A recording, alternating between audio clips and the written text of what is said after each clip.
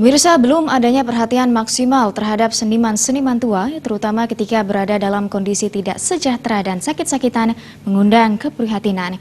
Pelaku seni Made Kartika berharap ada semacam konsep dari hulu ke hilir dibuat pemerintah untuk memperhatikan kesejahteraan seniman di usia tuanya. Pelaku seni Made Kartika mengatakan, akhir-akhir ini miris mendengar ketika di penghujung hidup tidak ada perhatian maksimal terhadap seniman tua. Banyak seniman tua Bali kondisi kehidupannya terlantar dan sakit-sakitan tanpa perhatian. Padahal seniman tua ini telah mendedikasikan hidupnya bagi perkembangan dan pembangunan seni budaya Bali. Dikhawatirkan jika tidak ada perhatian terhadap para seniman tua, berimbas terhadap semangat anak-anak muda untuk menekuni seni dan budaya Bali secara penuh dalam hidupnya. Para anak-anak muda beranggapan bahwa pengunjung hidup sebagai pelaku seni atau seniman tidak ada perhatian.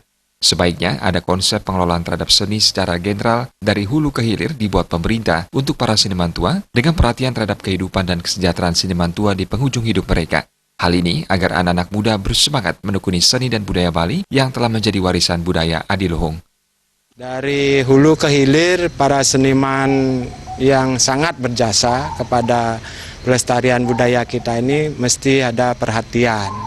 Seperti apa? Ya seperti perhatian terhadap kehidupan mereka, terutama di saat penghujung kehidupan mereka ini mestinya diperhatikan supaya anak-anak muda kita juga bersemangat terhadap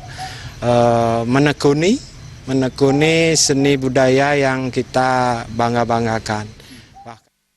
Selain pemerintah, pihak swasta melalui dana CSR-nya bisa membantu sebagai bentuk kepedulian terhadap seniman-seniman tua Bali yang telah berjasa melestarikan seni dan budaya Bali. Supariana dan Bayudi, Bali TV.